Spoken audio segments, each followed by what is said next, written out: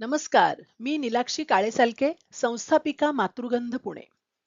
आपण ऐकतोय लोकायत प्रकाशन प्रकाशित राजेंद्र घाडगे लिखित राजश्री शाहू महाराज विचार आणि गुणदर्शन. समृद्ध वारसा एक मागोवा. राजश्री शाहू छत्रपती महाराज हे थोर समाज क्रांतिकारक राजपुरुष होते. त्यांचे कार्य व ख्याती आता जगभरातील विविध देशांमध्ये लौकिक अर्थाने पोहोचली आहे. आणि म्हणूनच या थोर महापुरुषाच्या आदर्श विचारांच्या प्रसाराचा हा माझा छोटासा प्रयत्न इतिहासाच्या वाचकांनी व अभ्यासकांनी समजून घ्यावा. त्या निमित्ताने शाहू महाराजांच्या आदर्श, विवेकी आणि चिंतनशील विचारांची मांडणी अनुभवावी ही अपेक्षा आहे. त्या निमित्ताने शाहू राजांना लाभलेला समृद्ध वारसा, त्यांच्या घराण्याचा इतिहास व पूर्वजांचा पराक्रम, तसेच शाहूराजांचे बालपण, त्यांची जडणघडण आदींबाबत वाचकांना व इतिहास अभ्यासकांनाही संक्षिप्त स्वरूपात का होईना उपयुक्त माहिती प्राप्त होईल असे वाटते. तसेच राजश्री शाहू महाराज हे कागलच्या ज्या घाटगे घराण्यात जन्माला आले, त्या घाटगे घराण्याचा संक्षिप्त इतिहासही आपणा सर्वांना जाणून घेता येईल. घाटगे घाडगे घराण्याचा इतिहास. घाटगे घराण्याचा इतिहास खूप जुना आहे. घाटगे किंवा घाडगे हे आडनाव एकच आहे. काळाच्या ओघात घाटगे या आडनावाचा अपभ्रंश होऊन ट या अक्षराचा ड होऊन घाडगे असे झाले. कारण मोडी लिपीतील ट हे अक्षर देवनागरी लिपीतील ड या अक्षरासारखे दिसते. बहामनी राज्यात इसवी सन 1440 कामराज घाटगे हे हसन गंगू उर्फ गंगोच्या अंमलाखाली बिदर येथे आपला पराक्रम गाजवित होते. इसवी सन 1465 ते 1520. कामराज घाटगे यांना त्यांच्या पराक्रमाच्या बळावर विविध प्रांतांमध्ये वतन व जहागिरी प्राप्त होत गेली. सातारा जिल्ह्यातील मलवडी व ललगुण या दोन महालांची देशगत कामराज घाटगे यांना प्राप्त झाली होती. बलाढ्य मराठा मनसबदार हरनाक पोळ यांच्या कन्येबरोबर कामराज घाटगे यांचा विवाह झाला. त्यांना 6 सुपुत्र होते. परसनाक, जैतपाळनाक, बगडनाक, लोकनाक, नयनाक व लोहनाक अशी त्यांची नावे होती. परसनाकचा व जैतपाळनाकचा वंश देशगत करून खटाव, मलवडी व बुध या भागात राहिला होता असे दिसते. बगडनाकचा वंश दिक्सळकडे गेला. लोकनाकचा वंश कागलास गेला व तिकडेच देशगत करू लागला, तर लोहनाकचा वंश मुसलमानी आमदानीमध्ये आपल्या पराक्रमाच्या बळावर उत्कर्षास पावला. याच वंशातील राजपुरुषांचा पुढे मराठा राज्याशी विशेष संबंध आल्याचे दिसते. कारण लोकनाकचा नातू बाळोजी हा वणगोजी निंबाळकर यांचा जावई होता. त्याने पुढे आदिलशाहीत आपले वर्चस्व गाजविले. मात्र ते सहन न झाल्याने त्यास वंजीद याकूत सर्जा खानाने अन्नामध्ये विष घालून विश्वासघाताने ठार मारले. बाळोजी घाटगे यांस कोशाळजी, बापजी, झलोजी, लखोजी, कडतोजी, राहुजी व मिरोजी असे 7 सुपुत्र होते. ह्या सर्वांच्या नावाची मलवडी महालात 60 व ललगुण महालात 22 अशी एकूण 82 गावे होती. पुढे गाव वाटणीवरून त्यांच्यात तंटा निर्माण झाला. तेव्हा वणगोजींनी मध्यस्थी करून प्रत्येकी 11 गावे वाटून दिली, तर उरलेली 5 गावे वडिलकीचा हिस्सा म्हणून राखून ठेवली. ही वाटणी इसवी सन 1566 मध्ये झाल्याचे इतिहास सांगतो. पुढील काळात बहामनी राज्याची शकले होऊन 5 राज्ये प्रस्थापित झाली. ती म्हणजे बिदरची बरीदशाही, गोवळकोंड्याची कुतुबशाही, विजापूरची आदिलशाही, अहमदनगरची निजामशाही आणि वऱ्हाडची इमामशाही. अल्पावधीतच बरीदशाही व इमामशाहीचे अस्तित्व संपुष्टात आले. कालांतराने कामराज घाटगे यांच्या वंशातील विठोजी नामक सरदाराने आदिलशाहीत आपला पराक्रम गाजविला. तेव्हा विठोजीचे वंशज भांजी घाटगे यांनीही आपल्या पराक्रमाने मोठा दरारा निर्माण केलेला होता. कागलच्या बंडखोर देसायाचा याच भानजी घाटगे यांनी पाडाव केला होता. तेव्हा आदिलशहाने भानजींचा कागलचा परगणा बहाल केला. तदनंतर निजामशाहीचा मुधा सरदार कागलवर चालून आला. भांजीने त्याचाही धुव्वा उडविला आणि त्यास पळवून लावले. त्या प्रसंगी मुधा सरदाराचा सर्जा नावाचा घोडा भांजींनी जप्त केला. ते पाहून आदिलशहाने भानजी घाटगे यांना सर्जेराव हा किताब देऊन त्यांचा गौरव केला. तळटीप: भानजी संभाजी घाटगे सर्जेराव याने सादर केलेला करिना म्हणजे कागलच्या घाटगे घराण्याची हकीकत आहे. मुधा सर्जाराव राजपूत याच्याशी झालेल्या लढाईत भानजी घाटगे सोबत शहाजी राजे भोसले आदी उमराव सोबत असल्याची नोंद या करिण्यात आहे. घाटगे घराण्याचा भोसले घराण्याशी संबंध. पुढील काळात भानजी घाटगेंचे वंशज विठोजीराव हे शिवछत्रपतींच्या हिंदवी स्वराज्य सेवेत सामील झाले होते.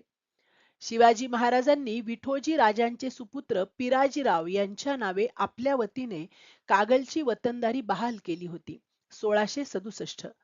तर नंतरच्या काळात शिवपुत्र छत्रपती संभाजीराजे यांनी आपले धाकटे सावत्र बंधू राजाराम यांचा विवाह घाटगे घराण्यातील राजेसबाई यांच्याशी घडवून आणला. छत्रपतींचे भोसले आणि घाटगे घराण्यातील हा पहिला रक्ताचा नातेसंबंध होय. संभाजी राजांच्या मृत्यूनंतर विठोजींचे सुपुत्र पिराजीराव हे छत्रपती राजाराम महाराजांच्या बाजूने औरंगजेबाविरुद्ध उभे राहिले. त्यासंबंधी पिराजीराव घाटगे यांना आपल्या म्हणजे राजाराम महाराजांच्या सैन्याने उपद्रव देऊ नये म्हणून स्वतः शिवपुत्र राजाराम महाराज यांनी आपल्या सरदारांना हुकूम सोडल्याची इतिहासात नोंद आढळते. मराठ्यांची दोन स्वतंत्र राज्ये. छत्रपती राजाराम महाराज यांच्या मृत्यूनंतर 3 मार्च 1700 त्यांच्या पत्नी ताराबाई यांनी त्यांचे सुपुत्र शिवाजीराजे यांचे मंचकारोहण करून मराठ्यांचे राज्य पुनर्स्थापित केले 16 मार्च 1700 आणि औरंगजेबास तब्बल 7 वर्षे झुंजवले. औरंगजेबाचा मृत्यू 20 फेब्रुवारी 1707 रोजी झाला आणि त्याचा सुपुत्र आझमशहा याने छत्रपती संभाजी राजांचे सुपुत्र शाहूराजे यांची कैदेतून सुटका केली. शाहूराजांच्या सुटकेनंतर त्यांना ताराबाईंनी कडवा विरोध केला. ताराबाई आणि शाहूराजे या उभयतांच्या सैन्यामध्ये घनघोर युद्ध झाले. त्यामध्ये ताराबाईंच्या सैन्याचा पाडाव झाला आणि शाहू महाराजांनी सातारा किल्ल्यावर स्वतःच राज्याभिषेक करून घेतला व तेथे स्वतंत्र राज्य स्थापन केले दिनांक 12 जानेवारी 1708. याप्रमाणे मराठा राज्याची 2 स्वतंत्र राज्ये अस्तित्वात आली.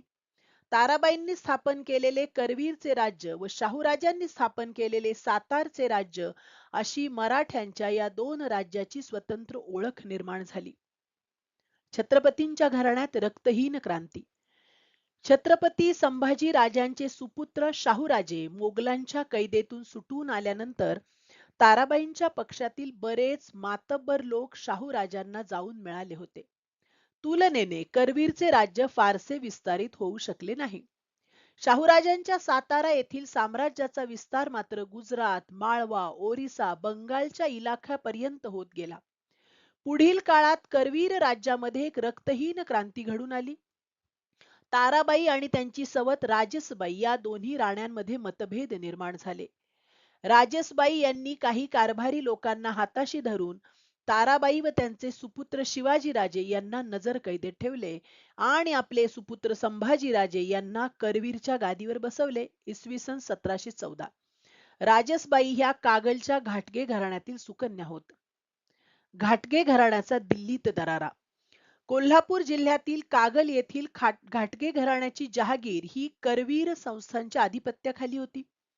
18व्या शतकाच्या अखेरीस या घराण्यातील सखाराम घाटगे हे पेशवे दरबारात मातब्बर सरदार होते, तर ग्वाल्हेरचे दौलतराव शिंदे यांनी पेशवे दरबारात आपली हुकूमत प्रबळ ठेवलेली होती. या दोघांचे वर्चस्व इतके होते की पेशव्यांचा वारसदार यांच्या सल्ल्याने नेमला जात असे. सखाराम घाटगे यांनी आपल्या रूपवती कन्येचा विवाह या दौलतरावांशी घडवून आणला होता. बायजाबाई असे या सौंदर्य लतिकेचे नाव होते. सखाराम घाटगे यांचा मृत्यू झाल्यानंतर त्यांचा सुपुत्र जयसिंगराव हा कागलचा जहागीरदार बनला. त्यास करवीरच्या छत्रपतींनी हिंदूराव व वजारत माआब हा किताब देऊन गौरविले होते. पुढे हेच जयसिंगराव हिंदूराव बाबा या नावाने प्रसिद्धीस आले. इसवी सन 1815च्या दरम्यान हिंदूराव ग्वाल्हेर येथे गेले. तेव्हा त्यांच्या भगिनी बायजाबाई आणि हिंदूराव या उभयतांमध्ये तंटा निर्माण झाला आणि हिंदूराव थेट दिल्लीकडे निघून गेले. ते पुन्हा कधी परत आलेच नाहीत. दिल्ली येथेच त्यांचे शेवटपर्यंत वास्तव्य होते. त्यांचा राजवाडा एका उंच टेकडीवर उभा होता. ही टेकडी हिंदूराव टेकडी म्हणून प्रसिद्ध होती. या टेकडीवर एका बाजूला प्राचीन अशोक स्तंभ व दुसऱ्या बाजूस 1857च्या बंडातील विजयाचे ब्रिटिश स्मारक आहे. सध्या येथे सुप्रसिद्ध इंदुराव हॉस्पिटल असल्याचे सांगितले जाते. या हिंदूरावांनाही पुत्रप्राप्ती झालेली नव्हती. हिंदूरावांचा मृत्यू 1856 साली झाला. तेव्हा त्यांच्या पत्नी पार्वतीबाई यांनी 14 वर्षाचा एक मुलगा दत्तक घेतला व त्याचे नामकरण सखाराम उर्फ बापूसाहेब असे केले. परंतु हा मुलगा केवळ 4 वर्षानंतर मरण पावला. त्याच्या 17 वर्षाच्या पत्नीने पुढे नारायणराव घाटगे यांचा मुलगा दत्तक घेतला. या मुलाचे नाव जयसिंगराव उर्फ आबासाहेब असे ठेवण्यात आले. हे आबासाहेब म्हणजेच आपल्या या ग्रंथाचे नायक शाहू छत्रपती यांचे जनक पिता होय. जयसिंगराव एक आदर्श व कार्यक्षम प्रशासक. जयसिंगराव उर्फ आबासाहेब हे कागलच्या छोट्या पातीचे जहागीरदार होते. जयसिंगरावांनी कागलच्या छोट्या जहागिरीमध्ये सामाजिक विकासाची खूप कामे केलेली होती. कागलच्या जहागिरीला सुद्धा जवळजवळ 60-65 वर्षे कुणी वारसदार नव्हता. इतकी वर्षे केवळ भ्रष्टाचारी नोकरशाहीचा अनागोंदी कारभार तिथे चालू होता.